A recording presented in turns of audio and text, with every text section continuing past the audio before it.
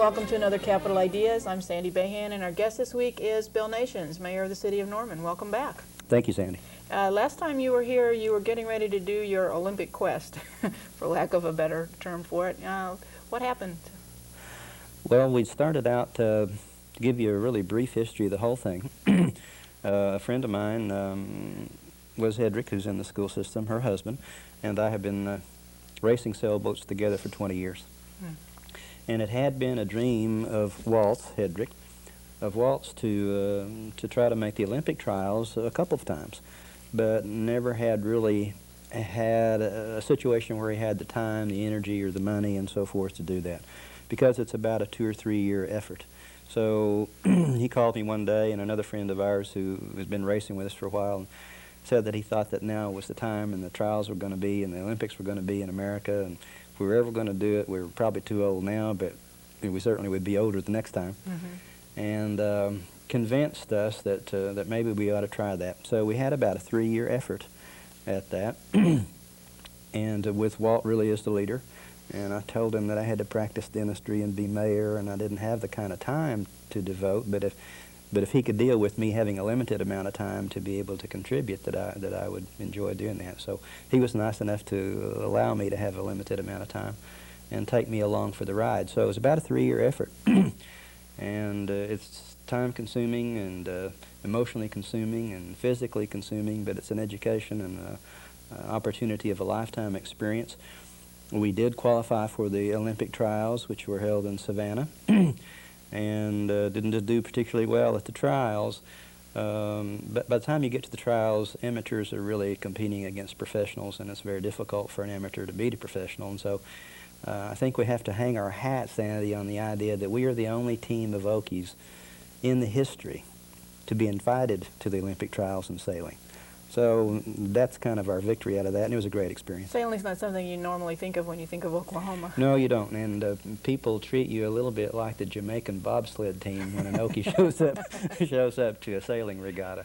But they're all really nice, and it was a heck of a learning experience, and I had a great time. I need to thank Walt for it. What did you take away from the experience? I think that what I took away was that it's hard to appreciate the intensity of the competition and the level at which the Olympics are played. It is incredible. Walt and Mike and I had been racing together and raced the national championships. I mean, we were not rookies. We'd been at it 20 years. But the level of the competition is just, it's hard to, you can't appreciate it, I'm not sure, truly, unless you go try it and see how really good those people that you see winning gold medals are. I mean, they are performing at the world's peak of performance of whatever they're doing. And to have had an opportunity to see what that level of performance requires was truly eye-opening. Okay. Well, now we're back to the reality of Norman and torn up streets and just the fiscal necessities of trying to make the city work. We were talking a little bit before the show about some of the things that are facing Norman right at the moment. Of course, one of the major issues is street improvement, and there's lots of places torn up all over the city. Is there a reason why it's all being done at once as opposed to being spaced out? Yeah, there is. It goes back about, probably we're in the 4th year of this, but if memory serves me, 4 years ago, citizens of Norman voted on an $8 to $9 million road improvement bond issue. We, at the time that the citizens passed that, there was becoming available some federal money that would match a lot of these projects.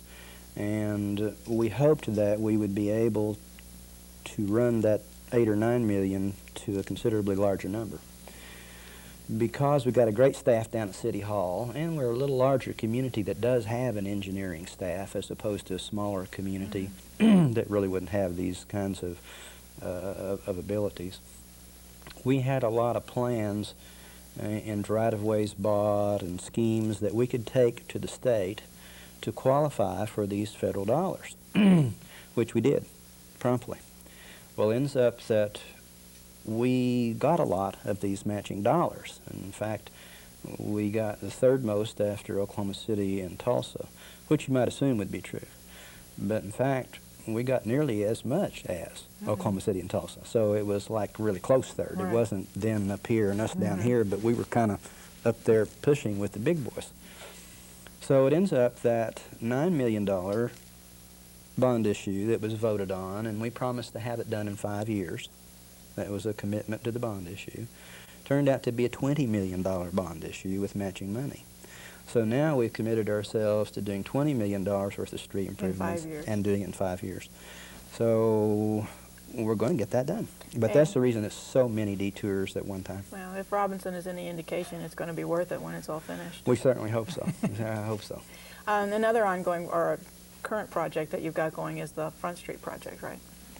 This has been a labor of love for many of the council members and staff, and has gone on for years. I was talking with Jane Patton yesterday, and she was talking about Jack Patton's vision of this 25 years ago. Front Street has been on someone's master plan in Norman for 40 or 50 years. For those who may not know, Front Street runs on the west side of the railroad tracks from Robinson to Eufaula. So it is accessed basically from the north down to downtown. It took a lot of circumstances to come together to make it happen. That's why it's been so difficult to make it happen.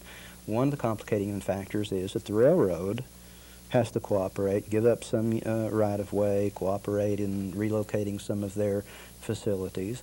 Federal government has to cooperate, state government cooperate. We need matching money. There became a federal program available to us for railroad safety where we could qualify for $1 million if the railroad would cooperate and everyone would agree on the criteria and so forth. So a lot of complicated factors had to come together, but they finally did all come together. And it was very difficult and took a long time to make it happen. But finally the railroad, the federal government, state government, the city all finally got together and managed to agree on a scheme to make this happen. It's a $5 million project. The city council voted a couple weeks ago. There was a controversy about whether it should be 4 lanes or whether it should be 2 lanes. Theoretically being that 4 lanes moves more traffic, but we could not make 4 lanes as aesthetically pleasing because of the limits of the right-of-way as we could 2.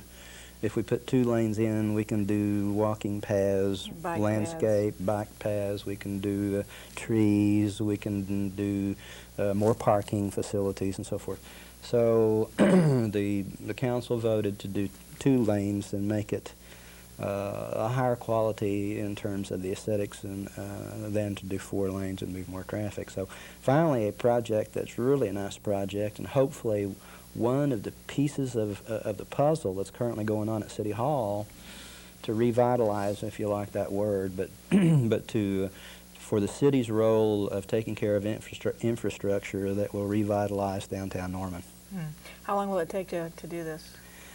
I think that probably we could be looking at some construction in a year to a year and a half, and hopefully be finished in 3 or 4 years. Okay. And now, obviously, Norman is growing, both directions, east and well, north-south too, but east and west particularly.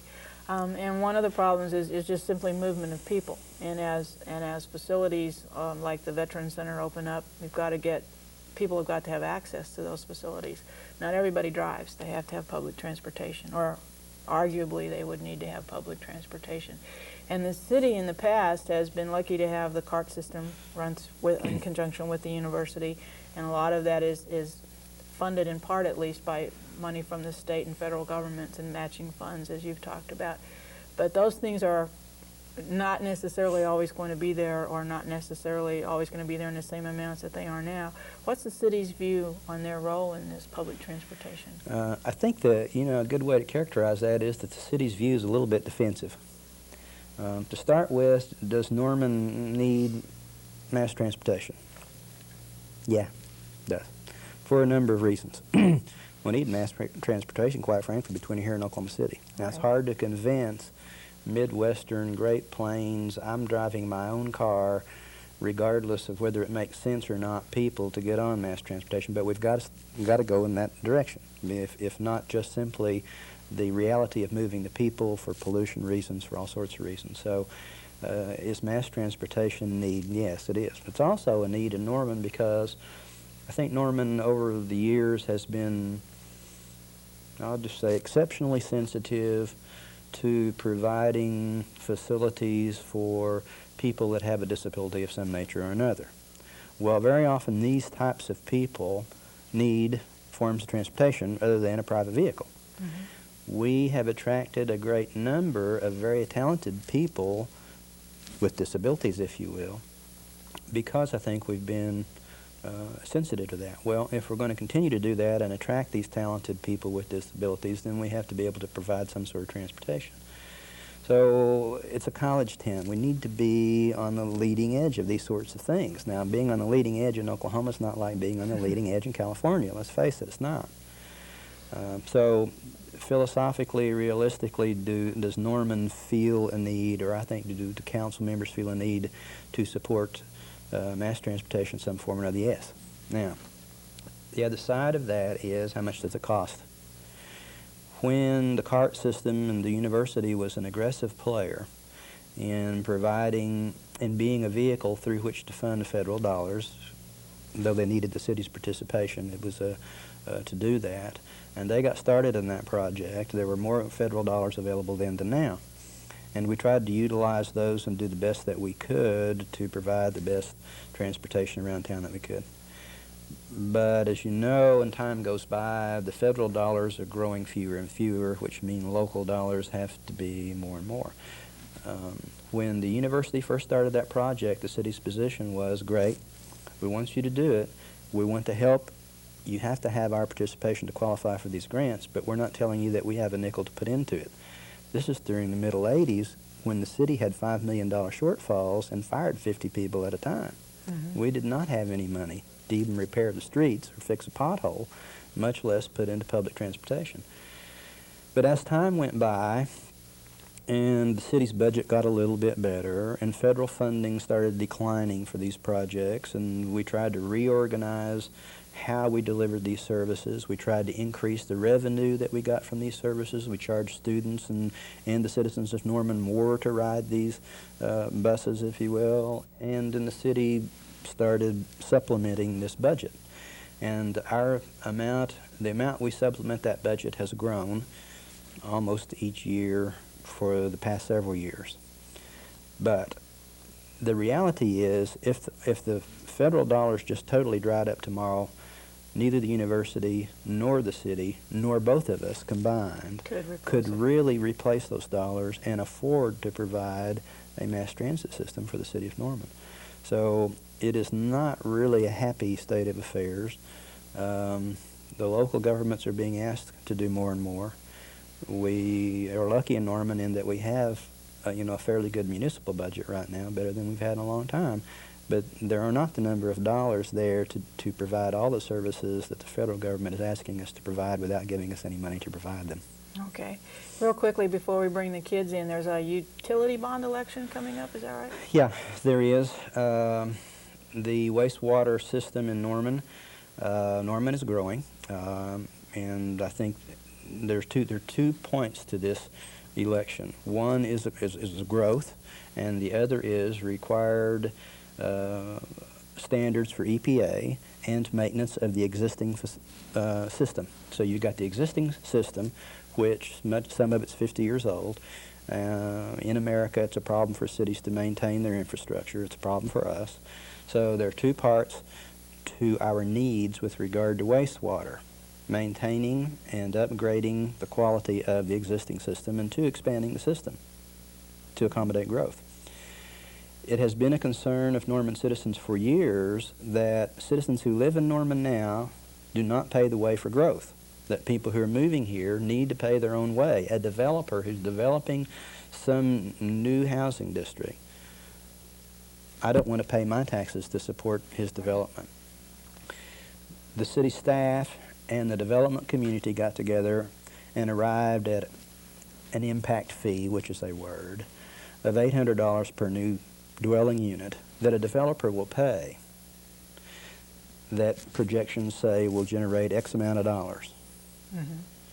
which would represent about half the total amount of money that we're talking about to improve the wastewater treatment plant, and that half theoretically representing the cost of new development. So that we who already live here do not have to pay our tax dollars to support growth.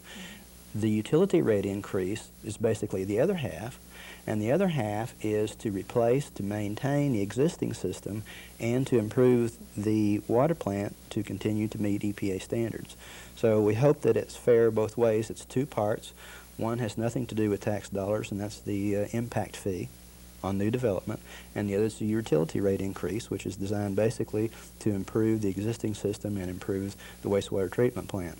So that's what the increase is about. Now, it's a fairly significant increase. It represents about a 30% increase in your wastewater part of your utility bill. Not a 30% increase in your total bill. Okay. Just a 30%. Going mathematically, whoa. Yeah, just a 30% increase in that wastewater part. What date is this scheduled for? 17th. 17th of September.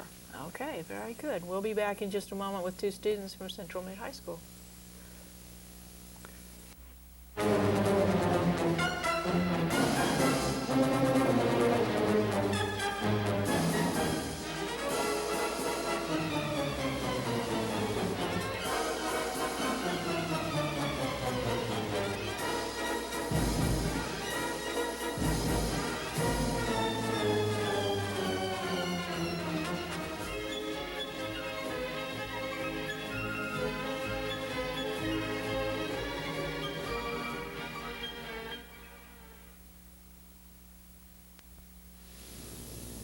Our student guests this week are Trey Carson and Heather Mills, and I think, Trey, you get the honor of asking the mayor the first question. Thank you. When we open the two new high schools next year, what effects will this have on our sense of community? Well, one of the important senses, and I served Trey on a committee some years ago, on the Citizens Committee that studied 2 high schools, 3 high schools, how many years and what configuration and so forth. So I did have some background on that, but how it affects the city of Norman and your city government, one thing is that traffic is a problem. You know, anything that happens creates traffic problems. So what happens out on Rock Creek Road and what happens on Stubman is of great concern to us, and how those roads and streets will look out there. But on sense of community, well, it's going to change it. Norman has been a one high school community throughout its history, and when we start making 2 high schools, then we're going to divide some loyalties. I think, however, you've just grown big enough that we don't have any alternatives to do that. I do really like the sense of community that will develop in each school being 4-year schools. My observation as a layperson from outside of the school system is that if you do a 3-year middle school and then you do a 2-year mid-high and then you do a 2-year high school, some of your sense of loyalty or emotional attachment to each of these schools can't be as great as if you spend 4 years in that same school. So I think from a standpoint that it's going to divide the community north and south, if you will, maybe is a negative. But from a standpoint that it's going to put you in a school, same school for 4 years as freshman through a senior, is, in my silly little lay mind, is a positive. But is there an alternative? The alternative is to have a huge, enormous high school where everyone gets lost in a giant pile of people and no one finds their identity. So there are trade-offs involved. I don't know. I think it'd be nice to have one school from a standpoint that it's all Norman and Norman's all there. But from a standpoint of how the schools operate and getting lost in an enormous high school, I think the benefits of putting 4 grades together offset that, and it's just the reality. We've got to get there. What are some concerns you have about our school systems? Well, from the mayor's office, and that's the perspective that I'm representing, safety of students is the concern. And as you guys probably know, my wife is a principal at West and has been involved in the school system for 20 however many years. So safety of students at lunch hour and safety of students after school and what they do and how they terrorize neighborhoods or do not is a major concern and puts certain demands on our police department. So I'm concerned with safety, and that's what just any normal teenager would do. I'm also concerned with gangs and whether or not they're infiltrating Norman and how we treat that, and how sensitive we are to that issue, and we try to be really careful with it. And how acute that problem is kind of comes and goes.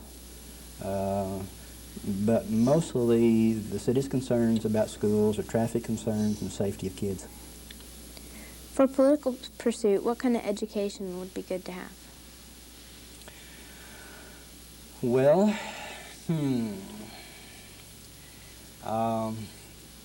in Jefferson's America, any education would be appropriate.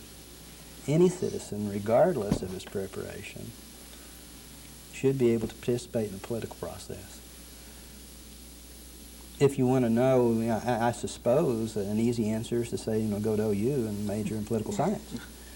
But I believe in the great democratic principle that anyone, even a dentist, ought to be able to participate. How did you get involved in politics, being a dentist? Well, I believe the people that do that, Sandy, are people who historically, genetically, psychologically have some sort of interest in how the country's run and some sort of interest in public service, and it does something for them. Now, if you want to know I don't think I realized it, but in high school I took all the history that was available to me. As an undergraduate at OU, as a history major, I don't think it dawned on me at that time that interest necessarily meant anything, and I ended up going to dental school and yak. But then years later, clearly that interest that I had when I was Heather and Trent's age, and even exercised through undergraduate school, kind of came back out and ended up running for city council. It was a way for me to participate in something that psycho-emotionally I'd probably been interested in all my life. Okay, Trey? What is Norman's treasure, and how will this promote Norman? Norman's treasure is University of Oklahoma. And simple as that. And to try to be cute and say that it's something else is really not fair. This is a college town. We hope it remains that. We hope it remains to have a small town atmosphere. We'd like to be a university community, and if you want to name specific treasures at the University of Oklahoma, the most current one to name and be proud of is the Museum of Natural History. But Norman's treasure is that it is a university community. It's the University of Oklahoma here. The quality of life that we enjoy is because we are a college town, and we want to protect that and maintain it, and I think that's what lets our children grow up in an atmosphere that we enjoy having family life here, and that's the treasure. During your term of office, what do you consider your best accomplishment? Well, my term, I've had a tenure as a council member and a tenure as mayor. I had a 6-year tenure as a council member, and they've been day and night different. The 6-year tenure that I had as a council member was during the Depression in Oklahoma. And you would have to say that the major accomplishment of my tenure as a council member was survival. Simply having Norman city government survive. I think that we made a number of reform accomplishments in terms of how we deliver city government. I think that we survived and we took city government from a system that, I don't want to be negative, but a system that is the way government used to be in Oklahoma, to a system that is clearly unquestioned in terms of its fairness, in terms of how we deliver government, in terms of interest groups that affect what we do down there. I think that we survived and took city government to a level of respect that citizens can have some confidence in what we do down there is being done properly and is a fair thing to have done. So survival in that first 6 years. In the next years, now I'm in my starting my 5th year as mayor, has been completely different because the economy's different. So now, instead of just trying to survive, we actually get to do a lot of nice things. So we've done a lot of nice things. We've built $20 million worth of streets. We've just done all sorts of nice things in the last 4 or 5 years because the economy has allowed that. Which one of those nice things do I feel proudest of? I'm not sure. We've done a lot of nice things, and a lot of nice things are about to happen. I think the part that I enjoy the most is that there are several things that haven't happened yet but are about to happen downtown that if I believe the current council and staff is going to enjoy having left their mark on Norman, it's going to be downtown. It's going to be in form of Front Street, Railroad Right-of-Way Enhancement Project, a new City Hall, energy in the downtown area of the merchants and investors down there to do a Main Street program. I hope that in 5 years from now you won't recognize downtown Norman. Downtown Norman, I hope it's better, but will look very different.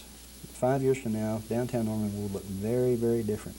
And I hope that, as David Boren is doing at the university and having an emphasis on public art, on parks, on landscaping, I hope that you see that emphasis show up in downtown Norman. So I think that's what I got too. I believe that's the part I've enjoyed most out of being mayor.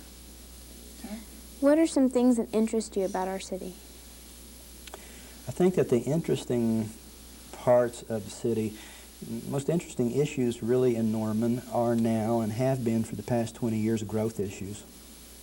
In the past 20 years, we've experienced growth that was so fast that was very difficult to handle and deal with and created problems. We've dealt with a period of time that was a recession where there was very little growth. Norman never actually got to the place where we lost population. Even during the depths of this recession, Norman still grew, but it was barely growing, and there wasn't any dollars. The revenue base was low. But now we're placed where we're at a growth level again, but not a boom one, but I think a steady one. So the biggest challenge in a town like Norman really is to guide the growth so that it is the quality of growth, that it does not change the character of the community that we're trying to protect, but that it keeps the economy healthy, allows us to repair streets, build new sewers, allows us to have the type of quality community that we have to have, which means we've got to have a healthy economy, and that probably means at least some growth. So managing the speed and the quality of growth that we have so that we can maintain the quality of life that we have in Norman is the difficult part, but it's a fun part. A lot better to deal with that than how you lose population and your economy's bad and how you just survive, which is where a lot of communities in Oklahoma are. Trey? What are some of your future goals? Well, I have another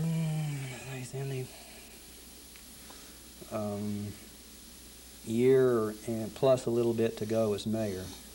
And my goals mostly are to make sure that those issues downtown, plus some issues in outlying areas, stay on track. My immediate goal is, Sandy asked me about the wastewater rate election, which is an immediate goal coming up. If the citizens pass that, we have to make improvements to our system. If citizens do not vote a bond issue for us to do that, or this is not a bond issue, but a rate election to raise their utility rates, which is unique to Norman, by the way. If they don't vote that, eventually the EPA or someone, the federal government, will come and force us to do that. They will, at that point in time, if they force us to do it, and we haven't arranged for the money to do it the way we would like to arrange for the money, then that money will be put on your property taxes and so forth. So it's kind of a good news, bad news story. We're going to do it one way or the other. But the immediate goal is the rate election. After that, keeping projects ongoing that we already have on the table, which is a lot of them are downtown or street improvements. I want to thank you very much for being with us this morning. We're out of time. I know the kids have a lot more questions. If you hang around for a minute, they'll chew on you a little bit. But thank you again. Hopefully we'll have you back next spring and see how things are going. Sandy, thank you. Okay, and we'll be back next week with another Capital Ideas.